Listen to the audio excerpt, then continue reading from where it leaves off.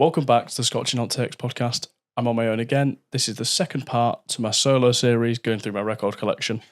Last week, I'm assuming they're being uploaded week by week. We'll see when the time comes, but I assume part one will have been last week, and that was 60s, 70s and everything before. This part and the next part are going to be the 80s. So I think we'll just get right into it. I assume you've come from the last video. If not, maybe go back and watch that first and then come back here just so you get a bit more of a good sense for where we're at. Last time we ended it on Joy Division's Unknown Pleasures, 1979, and I thought that this is good. That was a good turning point. And then we're going to begin with Joy Division's Closer from 1980. In my opinion, just got a slight edge, but slightly better, a bit more to it, slightly more interesting songs on here, I think. I think this really well encapsulates the sound that was coming out of the late 70s punk movement, and this is where post-punk begins, and you get a lot. This is an album that gives you a good sense of the much more dark themes that music was bringing. There's very specific sounds to the drums in this kind of era that when we look at other albums from around the same time, you'll see similarities, as well as bass tones.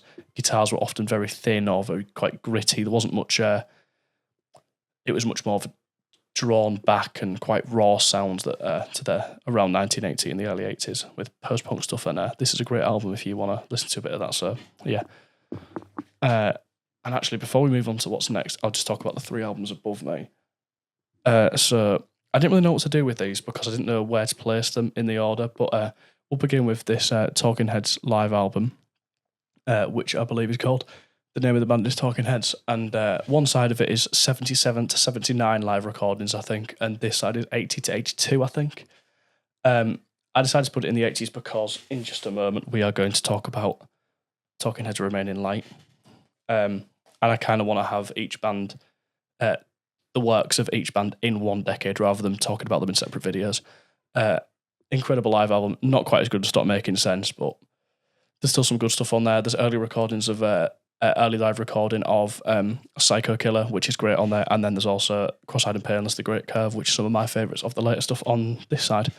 And then we've also got Bowie Changes, a compilation album. It's got most of Bowie's hits from late 70s and early 80s. Heroes is on there. Unfortunately, I don't actually have any Bowie albums. I just have that compilation. However, I think I'm going to get Low soon, so that'll be good. I don't know if by the time these will get uploaded, I'll have a bit more, but if so, I'll probably just show you anyway. And then in the middle, we've got the Jam Snap. Could have put this in the late 70s, but I didn't. So, yeah. Just another compilation album. There's some good stuff on there. English Rose is a personal favourite of mine. All Around the World's a great song. Yeah, really like the Jam. Need to get a natural album as well. I mean, I've done that again. I've got lots of records, but so much that I want still, and I want some Jam stuff definitely, and I definitely want some Bowie stuff, and probably more Talking Heads to be fair. Definitely want Stop Making Sense. However, we will move on now to another album from 1980, Talking Heads Remain in Light. Very, very influential album, and a very much a personal favourite of mine. I love the structure of this. So, first half, songs like on the first side, on The Great Curve, Cross-Eyed and Painless, Born Under Punches, and how Once in a Lifetime, all have a great kind of punk funkness to them. Definitely very interesting. Cross-Eyed and Painless live is on Stop Making Sense, which I unfortunately don't have, is a personal favourite of mine and Sam's, but this is an incredible album. Underrated one for me on the second half is Seen and Not Seen. Definitely an interesting concept behind that song. So if you haven't listened to this, definitely do. And if you have listened to this, maybe just go back and re-listen to Seen and Not Seen and look at the lyrics, because it's a very interesting one. And now we'll kind of get on to some of the UK stuff that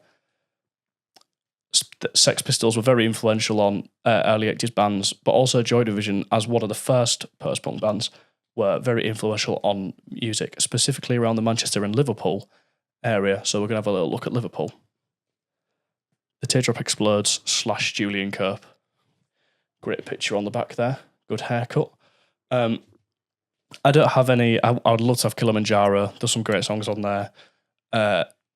Reward. It's just an absolute. It's banger. There's not many songs around that area that incorporate horns like that. It works so well. But yeah, this is just a best of album. It's got Bouncing Babies on it. What else has it got on it? Yeah, it's got Treason on it. Passionate Friend. Yeah, there's some great stuff on this. But yeah, obviously, I'm sure you know what's coming. If you know me and you know my opinions on Liverpool music, I'm sure you're aware that Echo and the Bunnymen are coming up. So, Crocodiles, 1980, their debut album, the first Echo and the Bunnymen album that I got. And it is an incredible one. There is so many good songs on this. Personal favourites of mine probably is Crocodiles, the title track. Will Sargent wrote, and his idea was Happy Death Men, the outro, which is a very, very interesting song, if you've not listened to that before. This is a really, really good album to get into Echo and the Bunnymen with if you haven't already got into them. It's a good introduction, and it makes sense. I'd say if you're getting into Echo and the Bunnymen, maybe just go chronologically, start with this, as I did, and I've tried to collect, and hopefully we'll have everything soon, but I don't have everything yet. But incredible album. See, 1980 is a great year for music. There's going to be much more stuff from 1980 in this episode and the next. I wanted to do chronological and maybe do 80 to 85 and then 86 to 89, but literally most of my albums are from 1980, so I'm going to have to do it in two parts. So there'll be some stuff from 1980, and then Bunnymen, for example, the stuff from later on in the 80s, and then other bands that will be in the second part. Spoiler alert, the Smiths are in the second episode, and they start from 1980 as well, but so it's not exactly chronological, but you get a rough idea. Next, and this is one of my most recent pickups, and actually probably one of my best finds. This is an original copy of Echo and the Bunnymen Shine So Hard. So in between the releases of Crocodiles, and this was before Heaven Up Here, they created a film called Shine So Hard. And in the film, they performed some songs. It's only a short one, and this is the single of it. It's got Crocodiles, Zimbo, aka All My Colours, all that jazz, and an absolutely mind-blowing live rendition of Over the Wall. If you not listened to it before, it's the Over the Wall on streaming platforms. It's the version that's on Crocodiles, and it's just called Over the Wall Live. That is what is on this. However, obviously, because this is original copy, it sounds slightly different, and this is absolutely incredible. I found it in really good condition, to be fair, down in London, in Camden Market. It was just chilling, and I just found it, and you know that it's an original copy because on the top corner it says expect to pay around £1.05. So yeah, and I think the only time they've reprinted it is 2022, I think. So yeah, this is one of my best finds ever, and it's just incredible. Still with Echo and the Bunnymen, their fourth album, and some say one of the best. Some say their best album. Ian McCulloch would say the best album ever made. I like to back up Echo and the Bunnymen. I'm not sure it's the best ever made because Porcupine is slightly better, so maybe it's the second best album ever made. However, it's definitely up there. Ocean Rain. I mean, this album, track for track, is just unstoppable. Silver, Nocturnal Mate, Crystal Days, Yo-Yo Man, Thorn of Crowns, absolutely incredible first side to it. Killing Moon is one of the best songs ever made, or again, as Ian McCulloch would say, the best song ever made. Apparently written by God. Seven Seas, another incredible one, a great guitar song. My Kingdom is a personal favourite of mine. Love a Cauliflower. And Ocean Rain, the outro, I think is actually my personal favourite on this song. It's so powerful, it's slow and brooding. I can't get enough of this album. Definitely listen to it if you haven't already. Still on Echo and the Bunnymen, I think they are the artist, or maybe Radiohead on me. We'll find out when I do that, but now we've got Echo and the Bunnymen songs to learn and sing. So this is a compilation of singles, including stuff as early as The Puppet, which was never on an album, which is a personal favourite of mine. This has also got Never Stop, which is absolutely incredible.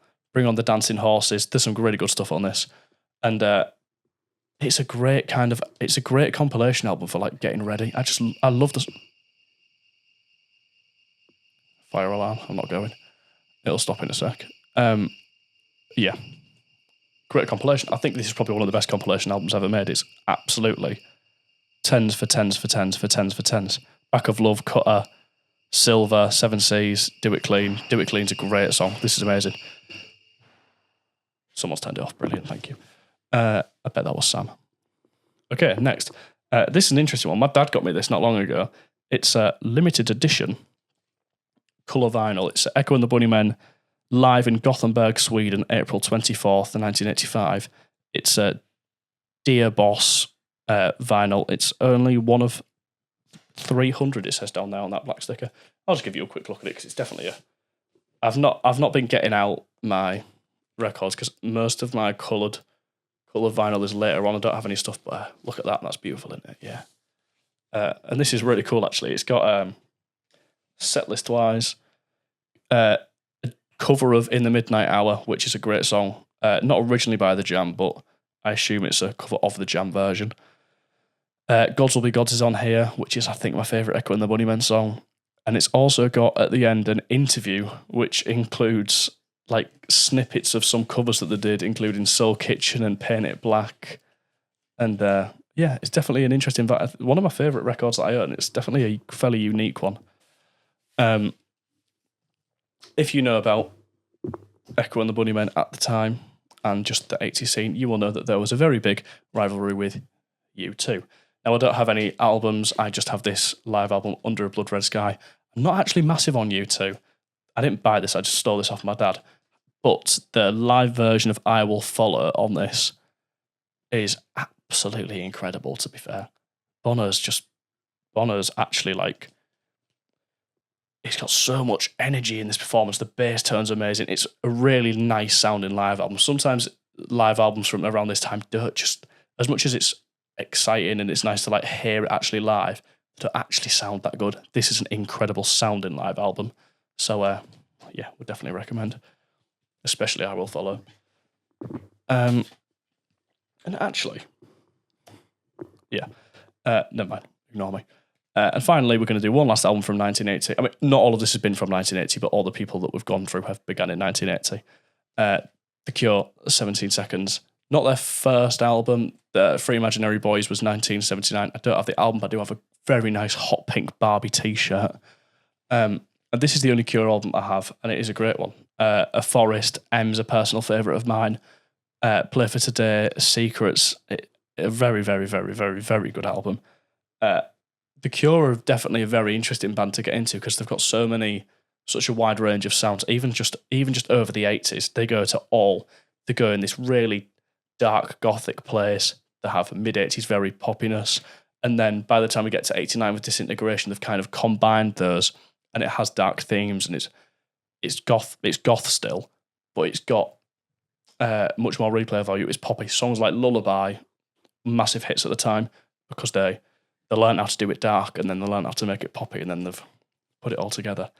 And that is where we're going to leave part 2. So I think I'll just record part 3 now, to be honest, because the records are right down there. So yeah, see you in the next one. Thank you so much for watching.